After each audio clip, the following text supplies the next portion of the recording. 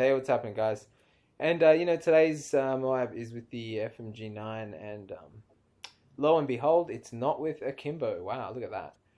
So the reason why I went with Akimbo on the pistols is because I figured I was going to go back and do a single pistol afterwards, just on the hardest pistol, and basically if I could do it on the hardest pistol, which is probably the Desert Eagle, then that means I could pretty much do it on all of them.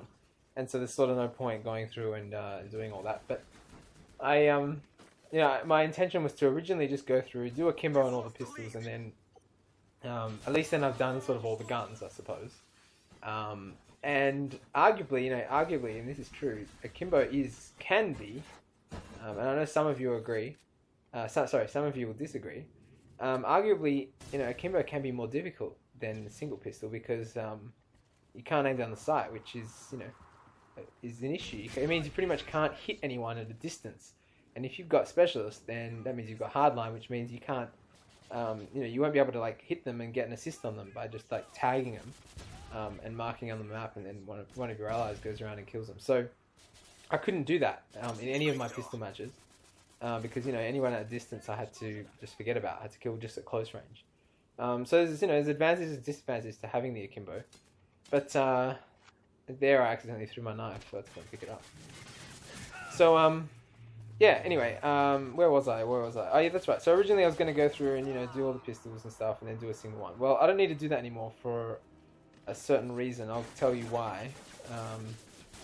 Yeah, anyway, you can see here, what is this gameplay? Oh yeah, right. Okay, so this is the FMG9 gameplay, okay?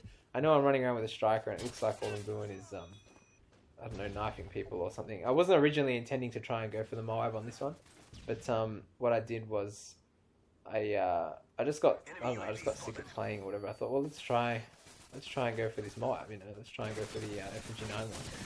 So yeah, anyway, no Akimbo because Akimbo would be way too easy. You'd probably get it first match or something. So to make it a little bit more difficult on myself, I went with just a single one.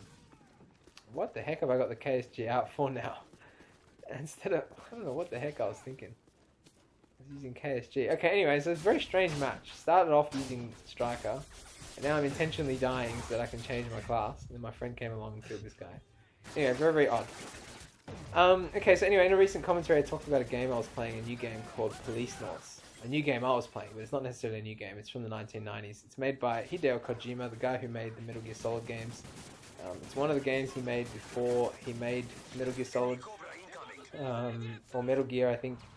Actually, he may have already made, the original Metal Gear 2, on the MSX console. I don't even know what that is. It's some sort of a PC type console or something. It's weird. I think it only came out in Japan. The console. Anyway, so he made Metal Gear for these two consoles, and then he made Pwnsweet. So actually, then he made Snatcher, and then he made a game called Pwnsweet. And I just finished playing that one, and I thought it was really, really good game. Sci-fi, it's like the setting was like Blade Runner-y, like cyberpunk kind of game, and yeah, it's pretty cool. I liked it. It's very, very story based. It's storyline driven. The characters are interesting. You've got two main characters resemble those from Lethal Weapon. Mel Gibson and Danny Glover's characters from Lethal Weapon, and which I'm sure a lot of you guys probably have no idea what I'm talking about because Lethal Weapon is pretty old. A lot of you guys are young, so you wouldn't know. But yeah, no, it was a good game. I finished it anyway just the other day, yesterday I think it was, or the day before. So yeah, like I said, it was a good game.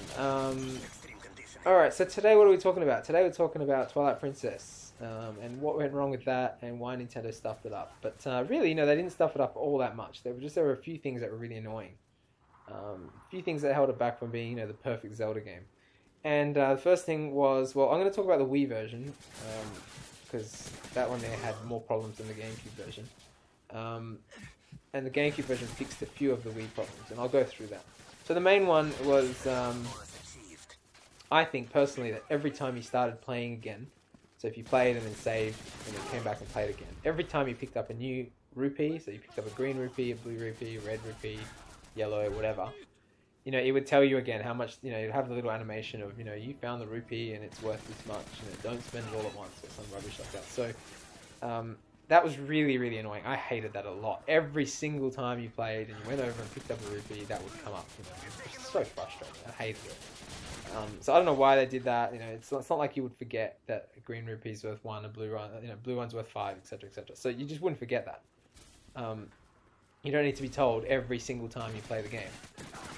But according to Nintendo, you do, and that was really annoying. The other thing that was really annoying was the fairy on the Wii version that was constantly on the screen that mimicked where your pointer was. That wasn't necessary. I think what they should have done is they should have made it so that only when you went like into the, you know, with the arrow or the slingshot or whatever, only then should the cursor should have been active. I don't think it should have always been active.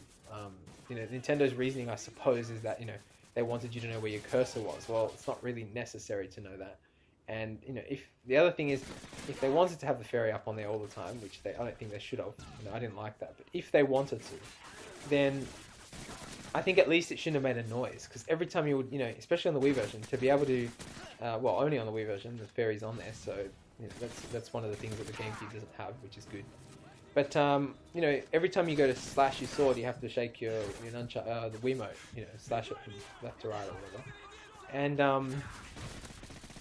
you know, that would move the fairy about the screen, and every time the fairy moved, it made sound. So basically, like, you had this, you know, fairy sound all the time, continuously, every time you were slashing in the middle of a fight, you know, and it's just so distracting and lame. I didn't like it at all. Okay, there's one thing I haven't written down here that I just remembered about, and that is that the PAL version of the game, for whatever reason, was blurrier and like muckier and yuckier than the NTSC version. This applied both to the GameCube and the Wii versions of the game. And if you want to see what I'm talking about, go on my channel. I've got a comparison video side by side. I've also got this video where I've split the image halfway down the middle, and it shows the difference between the NTSC and PAL version. The NTSC is clearly sharper and much nicer. So that's one thing that I actually completely had forgotten about. But that's one thing as well. Another thing that, you know, was lame. But that's not necessarily with the game. It's with our version, I suppose. But it's not the first time, you know, PAL regions have been shafted. I might do a little series on that, actually, in the future.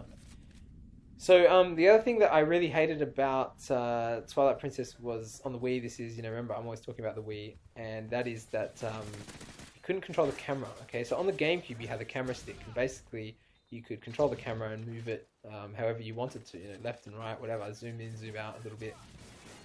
Yeah, you had full control, fully fledged control over the camera.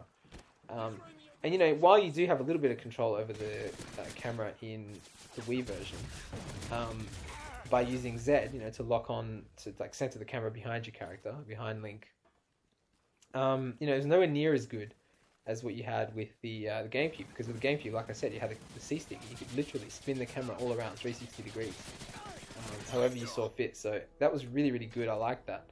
And, you know, it's for all these reasons so far, you know, the fact that the fairy's there, the fact that you got control of the camera, that I definitely recommend people play the GameCube version if they're going to play that game.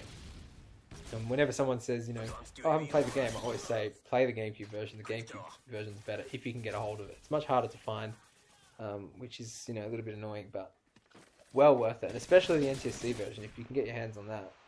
But you know, it won't play in a power console without some modification. Alright, you know, the same thing with Skyward Sword, actually. You know, I think I'll just quickly touch on that. With Skyward Sword, they had the same problem. Like, while you didn't have to keep finding out how much a rupee was worth every time you picked one up, every time you played. Oh, that's so unfair. I just like basically laid a whole clip into Dracula, and I didn't kill him, and then he turned around and killed me like instantly.